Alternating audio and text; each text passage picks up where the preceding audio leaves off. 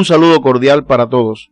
Las aguas del río Caroní en el estado de Bolívar corren con un cauce impetuoso y continuo, como se observa en la imagen, y evocan, de cierta forma, coincidencias con las vías excretoras del sistema urinario, cuyas características morfofuncionales estudiaremos en la actividad de hoy. Al concluir el estudio de estos contenidos, podrán explicar las características morfofuncionales de las vías excretoras urinarias, así como las malformaciones más frecuentes que en ellas se presentan. Podrán también explicar cómo se regula la osmolaridad y el equilibrio ácido-base, y su importancia en el mantenimiento de la homeostasia. En la actividad anterior, al orientar el estudio de las características morfofuncionales del riñón, se abordaron también algunas de las vías excretoras urinarias, por su relación estrecha con la formación de este órgano. De manera que en el día de hoy orientaremos cómo ocurre el desarrollo de las restantes. Conocimos que durante el desarrollo, las vías excretoras, representadas inicialmente por los conductos mesonéfricos y con posterioridad por los uréteres, desembocan en la cloaca, dilatación fusiforme que constituye la última porción del intestino primitivo y que está separada del exterior por la membrana cloacal. La orientación del estudio de las características morfofuncionales de las vías excretoras urinarias se realizará según el sentido de la corriente de orina. Las mismas se inician en los tubos colectores y los conductos papilares que desembocan en los vértices de las pirámides, las papilas renales, para verter la orina en la luz de los cálices menores. Estos últimos son estructuras huecas en número de 7 a 13 en cada riñón, en forma de copa que se acoplan a las papilas renales. Para algunos autores son el primer eslabón de las vías excretoras desde el punto de vista macroscópico. Los cálices menores poseen un sistema de fibras musculares lisas en sus paredes que se denomina aparato del Fornich. Por convergencia de los cálices menores se forman los cálices mayores en número de 2 o 3 en cada riñón, y desde estos, al fusionarse, se forma una estructura común denominada pelvis renal. Al conjunto formado por la pelvis renal y los cálices mayores y menores, algunos autores lo denominan sistema pielocalicial, sitio frecuente de formación de litiasis y de procesos infecciosos. La pelvis renal se continúa fuera del riñón en el uréter, el cual desemboca en la vejiga donde se almacena la orina hasta el momento de la micción. Las vías excretoras son órganos tubulares cuya pared está constituida por 3 capas, una interna o mucosa, una media o muscular y una externa que puede ser adventicia o serosa. La capa mucosa está revestida por un epitelio de transición, excepto en la uretra. Este epitelio se modifica según el estado funcional. El mismo descansa sobre una lámina propia de tejido conectivo con 2 capas, la más externa de las cuales algunos autores la consideran como submucosa. La capa muscular está constituida por músculo liso organizado en 3 estratos, y la capa más externa es una adventicia, excepto en la parte superior de la vejiga, donde constituye una serosa. Veamos a continuación las características morfofuncionales de los uréteres.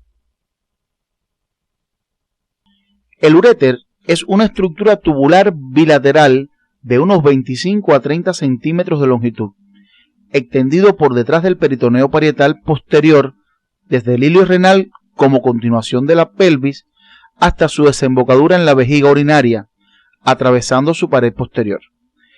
Cada uréter presenta 2 porciones, abdominal y pelviana, considerándose como límite entre ambas el punto donde el uréter cruza por delante de los vasos ilíacos comunes.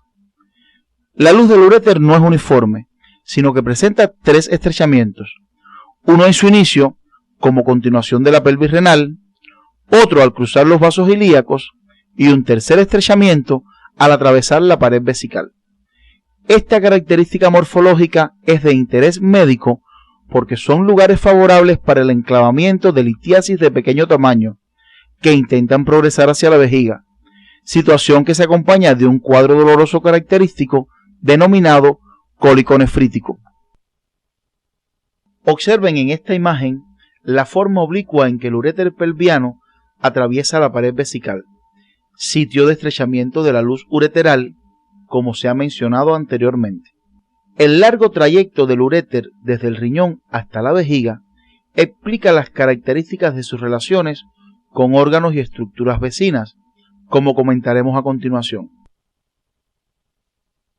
Las relaciones topográficas posteriores de los uréteres en su porción abdominal son similares en ambos lados y las anteriores son diferentes, dada la asimetría de la mayoría de los órganos abdominales, como se observa en la imagen. En su porción pelviana, las relaciones anteriores y posteriores son simétricas, pero con variaciones según el sexo.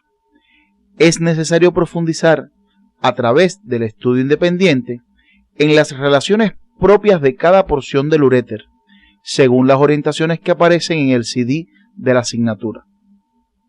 Veamos las características microscópicas de los uréteres. La mucosa del uréter está revestida por un epitelio de transición que descansa en la lámina propia de tejido conectivo.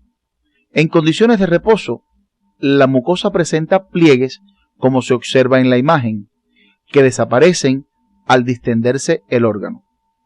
La capa muscular presenta dos estratos, uno interno longitudinal y uno externo circular, excepto en el tercio inferior, cerca de la vejiga, en el que se añade un estrato externo longitudinal. La adventicia, capa externa, es rica en células adiposas, vasos sanguíneos y nervios. Los uréteres conducen la orina desde los riñones hasta la vejiga, donde se almacena hasta su salida al exterior a través de la uretra.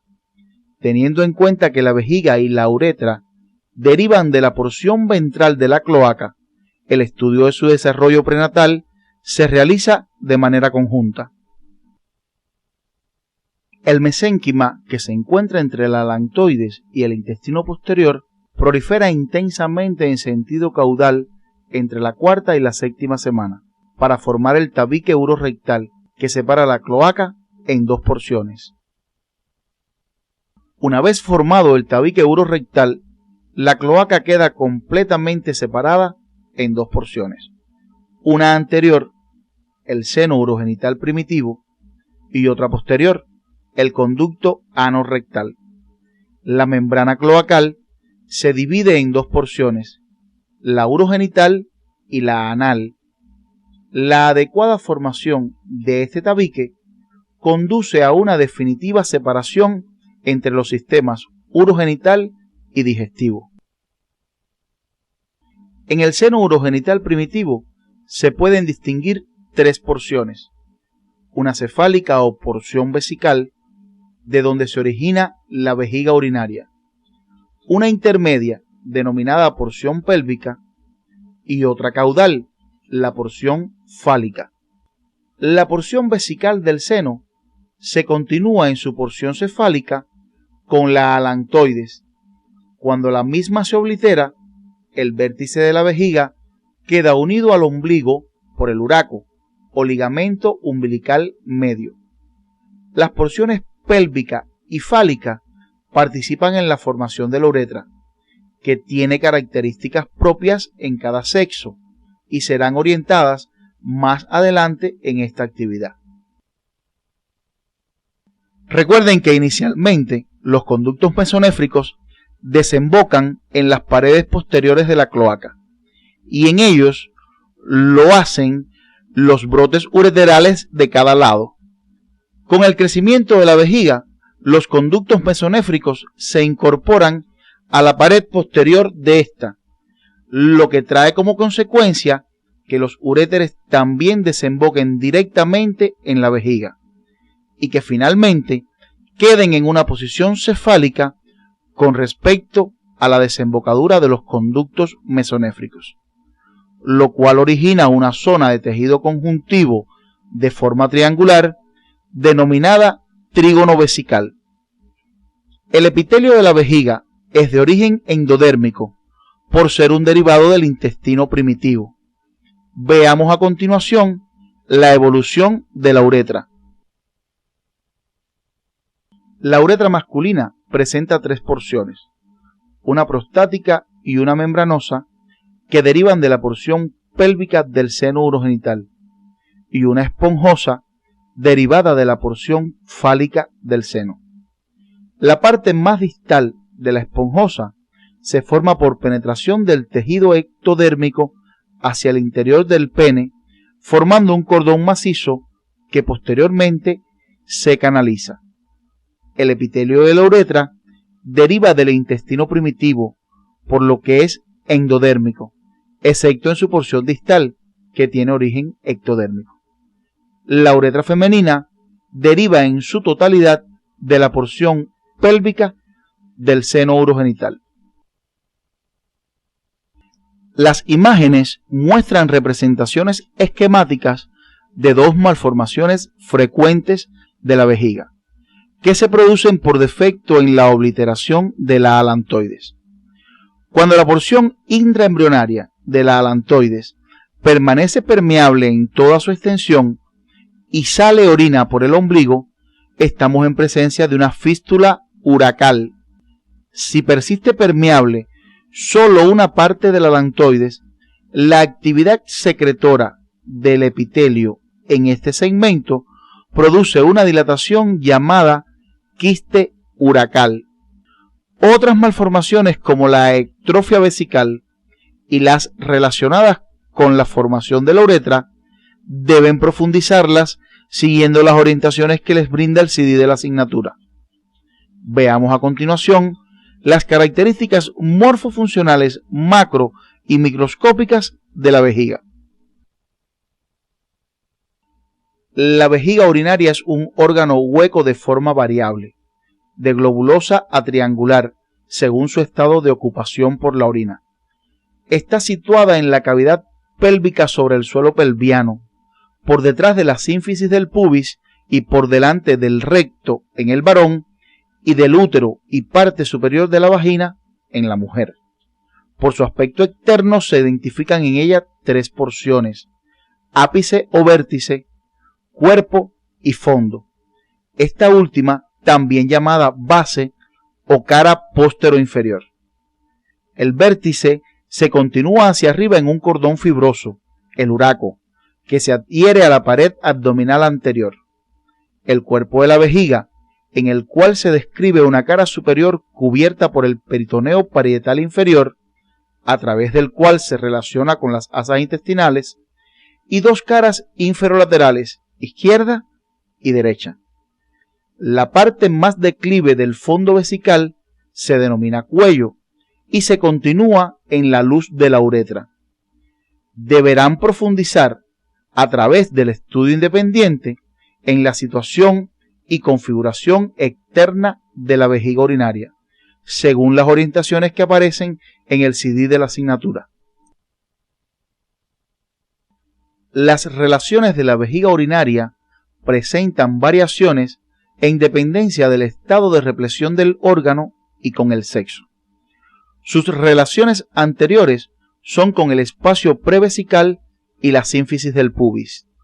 Por arriba se relaciona con el peritoneo parietal inferior y las asas intestinales, con mayor o menor interposición del útero en el sexo femenino. Por debajo se relaciona directamente con los músculos y fascias del suelo pelviano en la mujer y con la base de la próstata en el hombre.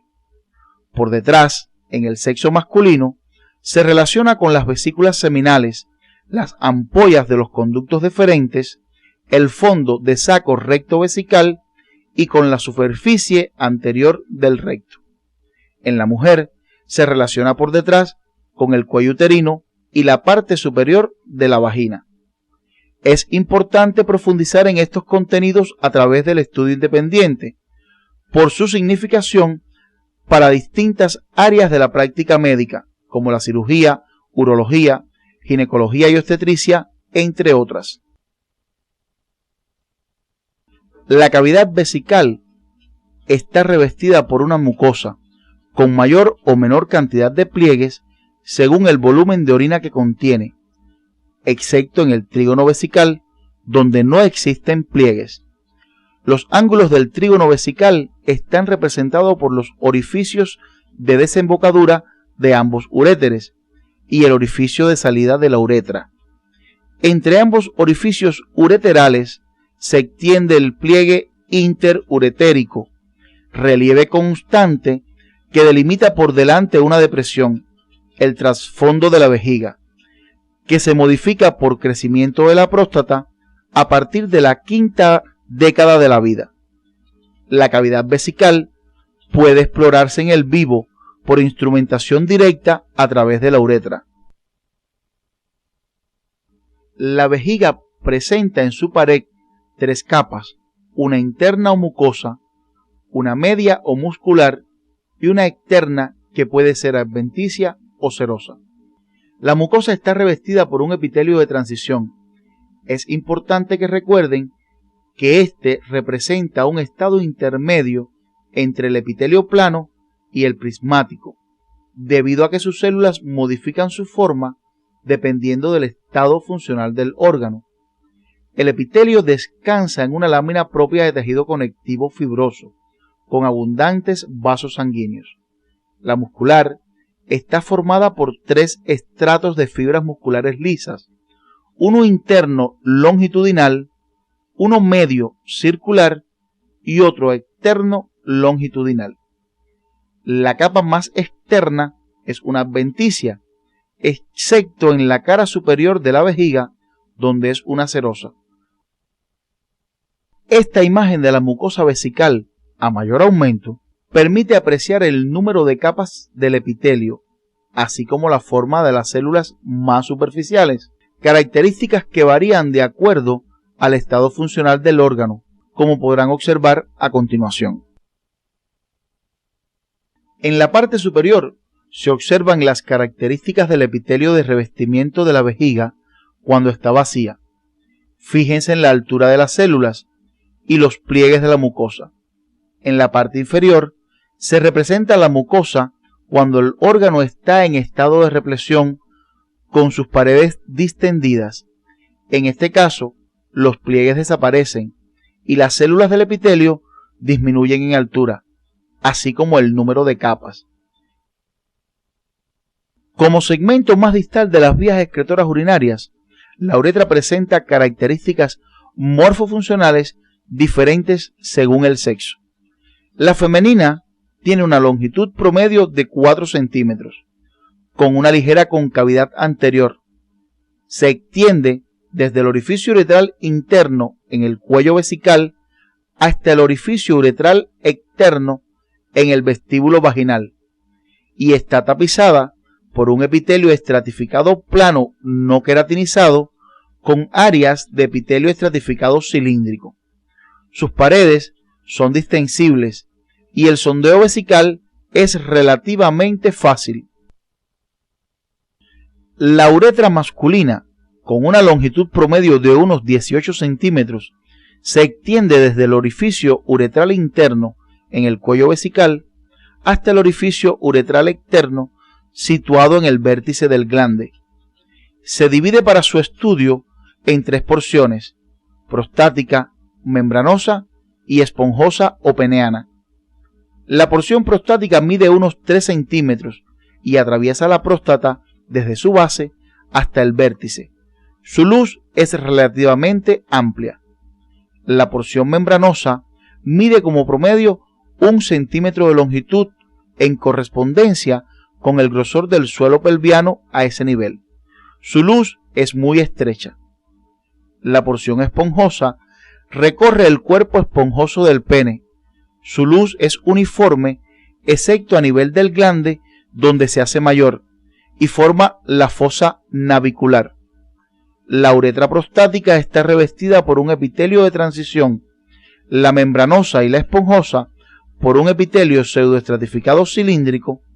Esta última tiene además áreas tapizadas por un epitelio estratificado plano no queratinizado.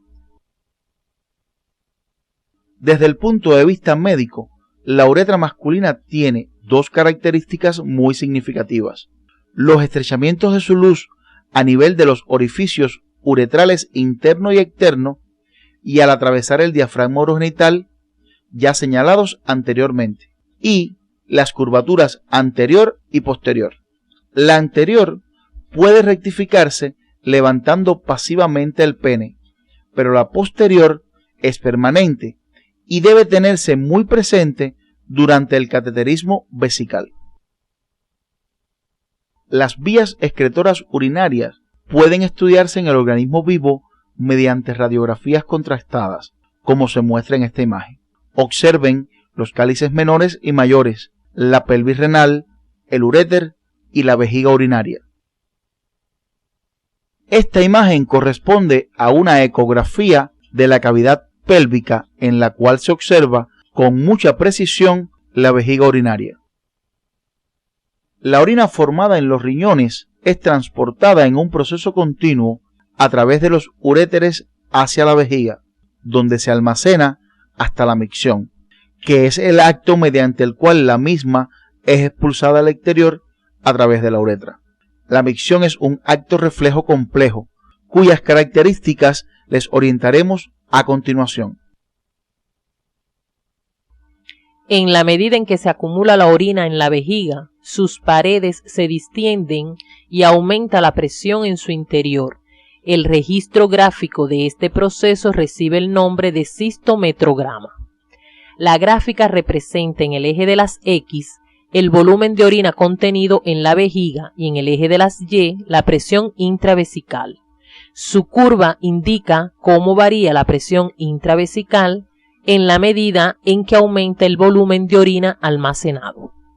Observen que a medida que aumenta la orina almacenada, aumenta la presión intravesical, al inicio lentamente, luego la curva hace una meseta con aumento casi imperceptible de la presión a medida que aumenta el volumen de orina y finalmente, a partir de cierta cantidad de orina, aumenta la presión mucho más rápido.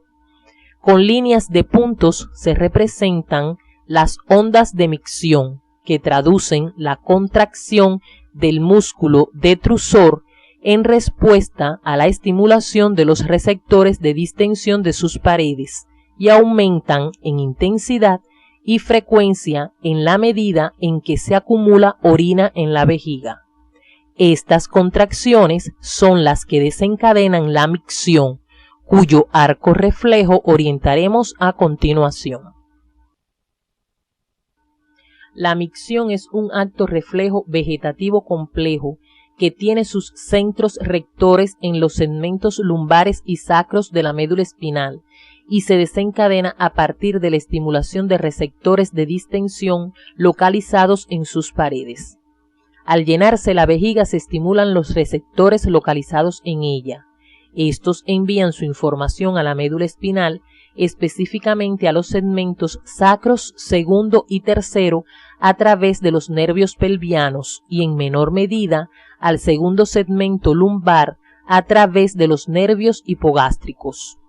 La información aferente es procesada en estos segmentos medulares y se envían señales eferentes a través de fibras motoras esqueléticas al esfínter externo para producir su relajación y al músculo detrusor a través de los componentes parasimpáticos de los nervios pelvianos para provocar su contracción.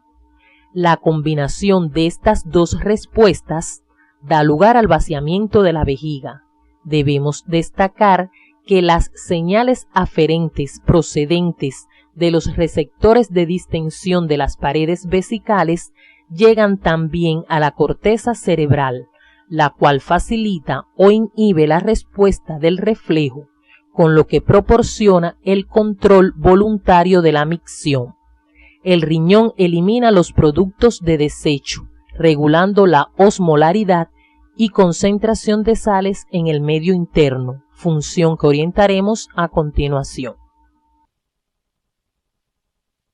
El control de la osmolaridad o concentración de los líquidos corporales es vital para el mantenimiento de la homeostasis, y para ello el organismo cuenta con eficaces mecanismos de regulación en los que el riñón juega el papel protagónico, auxiliándose de las hormonas antidiurética y aldosterona. El sodio es el electrolito más abundante del líquido extracelular y por tanto determina la osmolaridad del mismo. Dicho de otra forma, al controlar la concentración de sodio, se regula la osmolaridad del líquido extracelular. La osmolaridad del medio interno se regula por las acciones coordinadas del riñón, la ADH y el mecanismo de la sed, que en conjunto constituyen el llamado sistema osmorreceptor sodio-ADH-sed. A continuación orientaremos el estudio de la hormona antidiurética. La hormona antidiurética es producida por las neuronas de los núcleos supraópticos y paraventriculares del hipotálamo y viaja por los axones de dichas neuronas hasta la neurohipófisis, donde se almacena para luego ser vertida a la sangre y llegar al riñón, que es su principal órgano diana. Al llegar al riñón, la ADH actúa sobre los túbulos distales y colectores, aumentando el diámetro de los poros y su permeabilidad al agua, la que al ser reabsorbida disminuye la diuresis. De esta forma, la ADH controla el volumen de los líquidos corporales y al hacerlo controla también la concentración de sodio en dichos líquidos.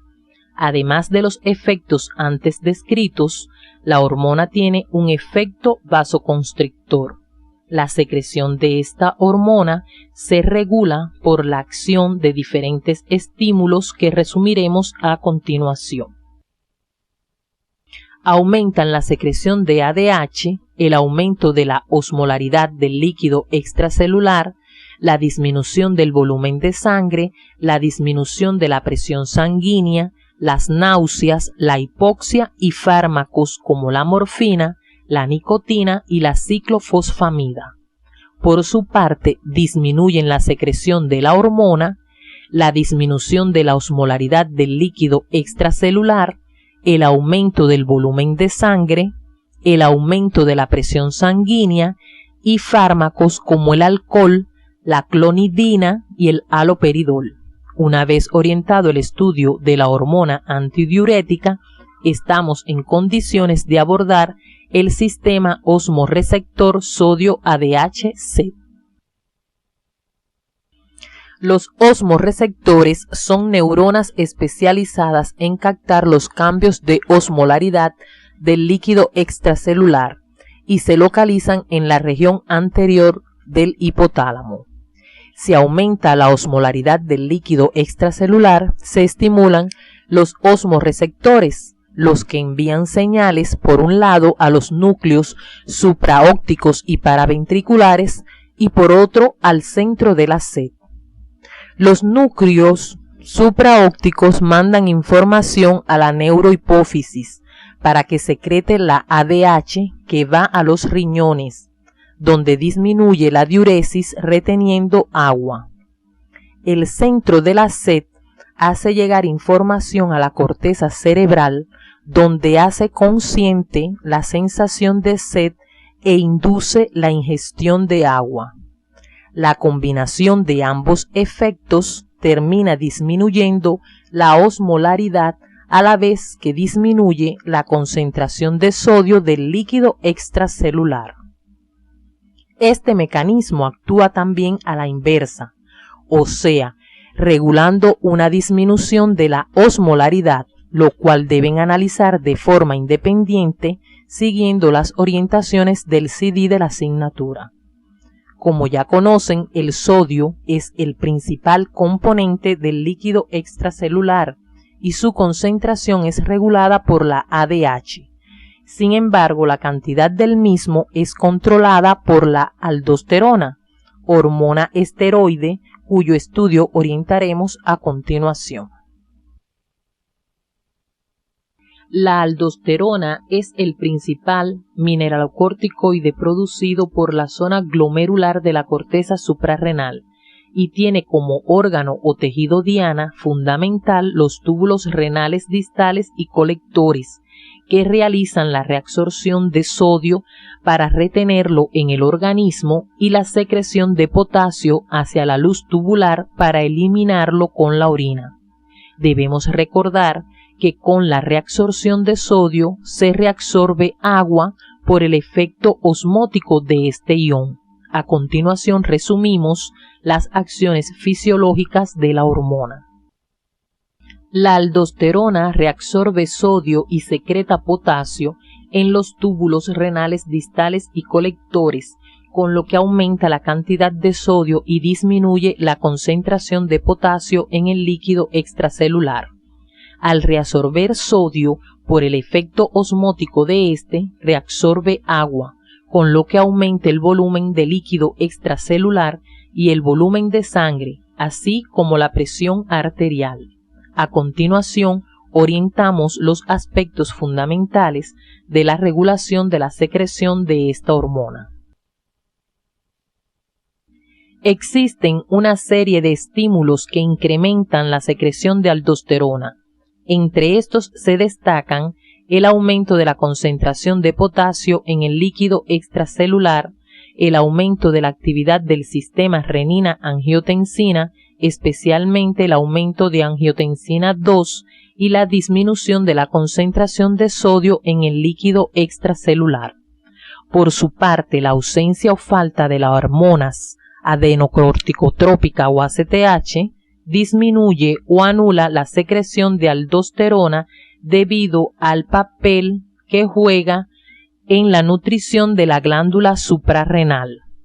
Deben cumplir las orientaciones que aparecen en el CD de la asignatura con relación a las alteraciones de la secreción de aldosterona y ADH. Si bien la regulación de la osmolaridad de los líquidos corporales es vital, existe otro parámetro cuya regulación es también imprescindible para la vida. Nos referimos al pH del medio interno que orientamos a continuación. Antes de iniciar el estudio de los mecanismos reguladores del equilibrio ácido-básico, debemos abordar algunos aspectos claves. El pH es una medida del grado de acidez o basicidad de una sustancia o solución. Se determina según la fórmula pH es igual a menos logaritmo de la concentración de hidrogeniones, por lo que es inversamente proporcional a dicha concentración, o sea, a mayor concentración de hidrogeniones, menor será el pH y viceversa. La expresión logarítmica del pH determina que sus valores oscilen entre 1 y 14. En la escala de pH, los valores por debajo de 7 corresponden al lado ácido y por encima de 7 al lado básico. El valor de 7 corresponde a un pH neutro. El pH normal de los líquidos corporales oscila entre 7.35 para la sangre venosa, por su mayor contenido en dióxido de carbono, y 7.45 para la sangre arterial, con un menor contenido del mismo. Cuando el pH disminuye por debajo de 7.35, se produce una acidosis, mientras que si aumenta por encima de 7.45 se produce una alcalosis.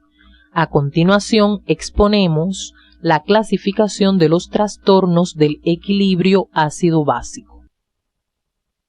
Los trastornos del equilibrio ácido-básico se clasifican teniendo en cuenta el valor del pH en acidosis y alcalosis, y según su origen pueden ser respiratorios cuando son causadas por alteraciones de la ventilación alveolar y metabólicos cuando obedecen a alteraciones ajenas al funcionamiento del sistema respiratorio. Los desequilibrios ácido-básicos son alteraciones que ponen en peligro la vida, por lo que el dominio de los mecanismos reguladores del pH tiene gran importancia en la práctica médica. Los mecanismos con que cuenta el organismo para la regulación del equilibrio ácido-básico son los sistemas amortiguadores de bicarbonato, de fosfato y de proteínas, el sistema respiratorio y el sistema renal. Comenzaremos por los sistemas amortiguadores. Un sistema amortiguador es una solución de dos o más sustancias cuya combinación se opone a los cambios de pH del medio en que se encuentre. Generalmente está constituido por un ácido débil y su sal correspondiente, y su poder amortiguador está dado por la proximidad de su pK o constante de disociación al valor normal del pH y por la concentración de sus componentes. La pK es una medida de su capacidad para captar o ceder hidrogeniones. Otro aspecto de interés en el manejo de la regulación del equilibrio ácido-básico es la ecuación de Henderson-Hasselbalch, que orientaremos a continuación. La ecuación de Henderson-Hasselbalch permite el cálculo del pH de una solución si se conocen la concentración molar de iones bicarbonato y la presión parcial de dióxido de carbono.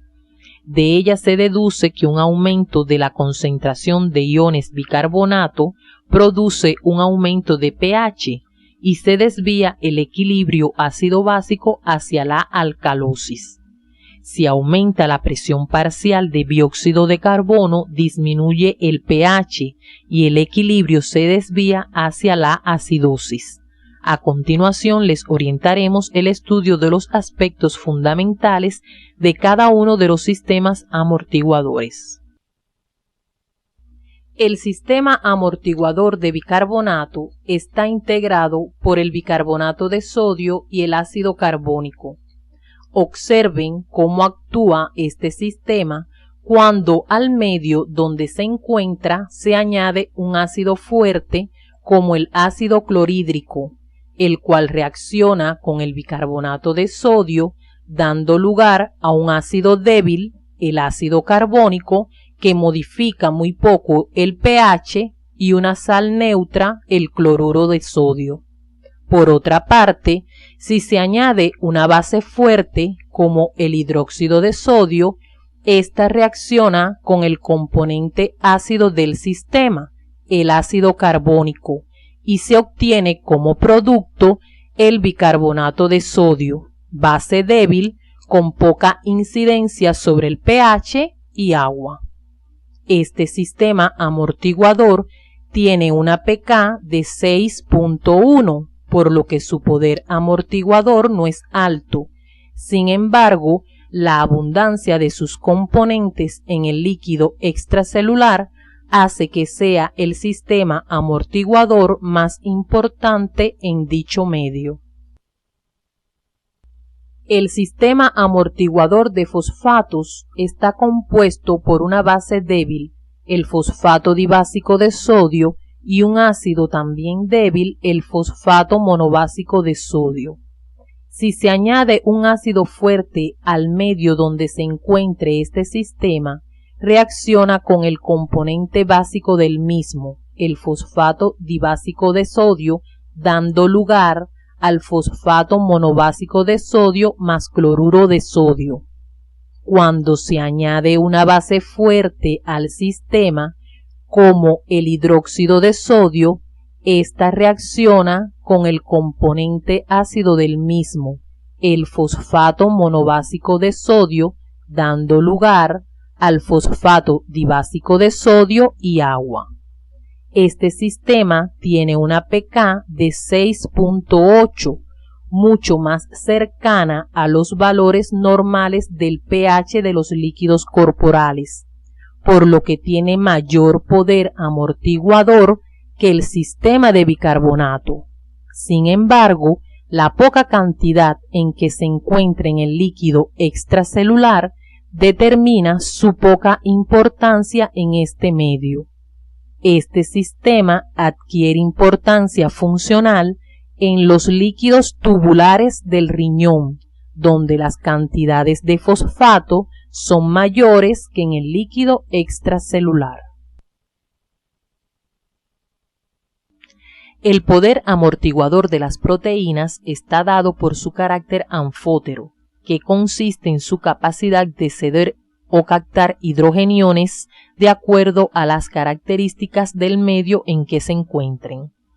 Las proteínas poseen grupos que en un medio alcalino ceden hidrogeniones, mientras que cuando se encuentran en un medio ácido captan hidrogeniones. Su pK tiene un valor cercano a 7.4, por lo que tiene un gran poder amortiguador y es el más importante en el líquido intracelular. Existen varios sistemas amortiguadores de proteínas y dentro de ellos se destaca el sistema amortiguador de la hemoglobina, tanto por su abundancia en la sangre como por el hecho de circular a través de todos los tejidos del organismo.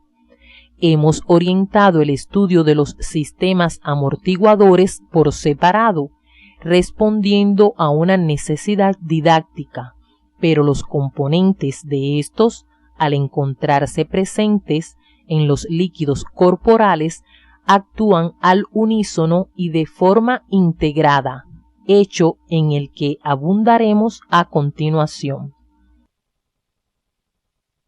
La acción simultánea e integrada de los sistemas amortiguadores está determinada porque sus componentes se encuentran todos a la vez en los líquidos corporales y tienen un denominador común que son los hidrogeniones. Cuando se produce un cambio del pH de los líquidos corporales, este es regulado por la acción conjunta de todos los sistemas amortiguadores. Observen cómo los sistemas de bicarbonato, de fosfato y de proteínas actúan al unísono. Este hecho se conoce con el nombre de principio isohídrico. Una vez orientado el estudio de los sistemas amortiguadores, abordaremos el papel regulador del sistema respiratorio. El sistema respiratorio regula el pH por su capacidad para eliminar o retener el dióxido de carbono al aumentar o disminuir la ventilación alveolar respectivamente. Recordemos la reacción que aparece en la imagen. Si aumenta el dióxido de carbono, se desplaza el equilibrio de la misma hacia la derecha y aumentan los hidrogeniones. De forma similar, si aumentan los hidrogeniones, se desplaza el equilibrio de la reacción hacia la izquierda, aumentando el dióxido de carbono. De lo anteriormente expuesto, podemos concluir que las cantidades de hidrogeniones y dióxido de carbono son directamente proporcionales. También es oportuno recordar que las alteraciones respiratorias que afectan la ventilación pulmonar constituyen causa de desequilibrios del pH y estos no pueden ser regulados por el propio sistema respiratorio. Veamos a continuación cómo actúa el sistema en la regulación de una acidosis y una alcalosis metabólicas. En la acidosis metabólica, la causa primaria es una disminución del bicarbonato, por lo que el equilibrio de la reacción se desplaza hacia la derecha, aumentando los hidrogeniones y por tanto el dióxido de carbono disminuye, siendo entonces los hidrogeniones los que estimulan el centro respiratorio y este incrementa la profundidad de la ventilación y la frecuencia respiratoria, aumentando la eliminación de dióxido de carbono, lo que equivale a disminuir la cantidad de hidrogeniones. De esta forma, el sistema aumenta el pH tratando de llevarlo a su valor normal, Como se habrán dado cuenta, una acidosis metabólica se compensa con una alcalosis respiratoria. ¿Cómo actúa el sistema respiratorio en la regulación de una alcalosis metabólica? En una alcalosis metabólica, la causa primaria es un aumento en la concentración de bicarbonato, por lo que la reacción se desplaza hacia la izquierda, disminuyendo la concentración de hidrogeniones y aumentando la concentración de dióxido de carbono. Pero este aumento del dióxido de carbono es en una proporción menor que la disminución de los hidrogeniones. Esta última produce una depresión del centro respiratorio, el cual disminuye la profundidad y frecuencia de la ventilación, con lo que aumentan el dióxido de carbono y los hidrogeniones. A continuación, les orientaremos el estudio del papel regulador del pH del sistema renal. El riñón proporciona el mecanismo regulador del pH más eficaz por su alta ganancia, ya que elimina del organismo los excesos tanto de hidrogeniones como de bicarbonato, genera nuevo bicarbonato y su acción no tiene límite de tiempo. La imagen representa una célula de la pared y un fragmento de la luz del túbulo renal. En condiciones de pH normal, el riñón elimina el exceso de hidrogeniones en un proceso que se inicia con la entrada a la célula del dióxido de carbono, el cual se une al agua del citoplasma de la célula de la pared tubular, dando lugar al ácido carbónico que, como conocemos, se disocia en bicarbonato e hidrógeno. Esta reacción es catalizada por la anhidrasa carbónica. En el líquido tubular circula el bicarbonato de sodio que se disocia en iones sodio y bicarbonato.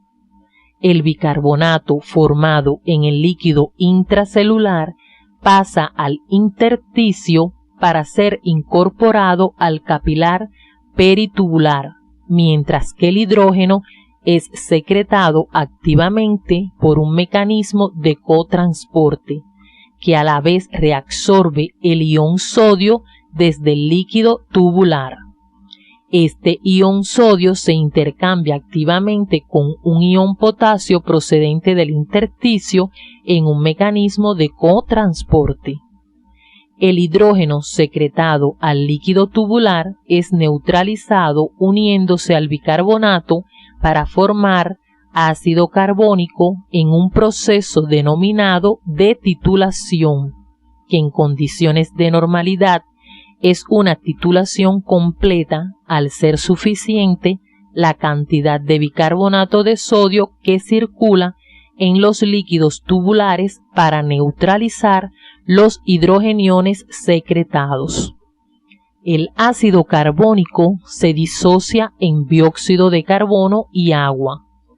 El dióxido de carbono es reabsorbido al interior de la célula de la pared tubular y el agua se elimina con la orina.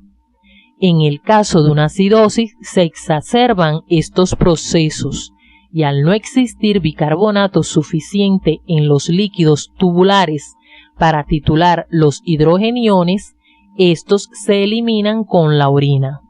En el caso de una alcalosis, al no secretarse hidrogeniones suficientes para titular el bicarbonato tubular, este se elimina con la orina. En el caso de las acidosis, el exceso de hidrogeniones no puede eliminarse sin unirse a otras sustancias y se eliminan unidos a los amortiguadores tubulares. A continuación, un ejemplo de la acción de estos. En el líquido tubular circula el sistema amortiguador de fosfatos, por lo que en él se encuentra el fosfato dibásico de sodio, el que se disocia. El exceso de hidrógeno secretado al líquido tubular es neutralizado uniéndose al sistema amortiguador de fosfato, formando el fosfato monobásico de sodio que se elimina con la orina.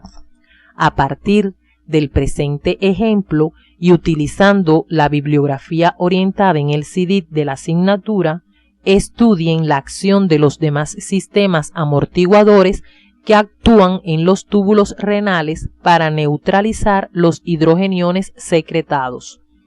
A continuación, un cuadro que resume aspectos de interés de los trastornos del equilibrio ácido-básico. En el cuadro se presenta un resumen de las características de los trastornos del equilibrio ácido-básico. Observen que el acontecimiento primario se indica con las flechas representadas en rojo, a partir de los cuales deben analizar el comportamiento de los restantes parámetros. Pueden apreciar además que los trastornos ácido-básicos respiratorios se inician con un aumento o una disminución de la presión parcial de dióxido de carbono, mientras que los metabólicos comienzan con un aumento o una disminución del bicarbonato o reserva alcalina. Por la importancia de este contenido, deben profundizar en las causas que originan estos trastornos, así como los mecanismos de compensación de los mismos.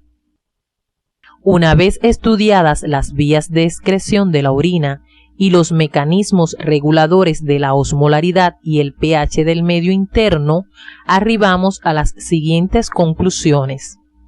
Las vías excretoras urinarias están formadas por un conjunto de estructuras que responden al modelo de órgano tubular, cuyas características morfofuncionales particulares aseguran la eliminación de la orina hacia el exterior según las necesidades del organismo. El mantenimiento de la osmolaridad y el pH del medio interno dentro de sus valores normales es imprescindible para el mantenimiento de la homeostasis y por lo tanto de la vida, por lo que la acción de sus mecanismos reguladores y el dominio de estos por el médico constituyen una necesidad vital. En esta actividad orientamos el estudio de las características morfofuncionales de las vías excretoras renales y destacamos el papel del riñón en la regulación de la osmolaridad y el pH de los líquidos corporales. En la próxima actividad comenzaremos el estudio del sistema digestivo. La comprensión de sus características morfofuncionales les permitirá desarrollar actividades de promoción de salud y prevención de enfermedades encaminadas a mejorar la calidad de vida de los miembros de sus comunidades.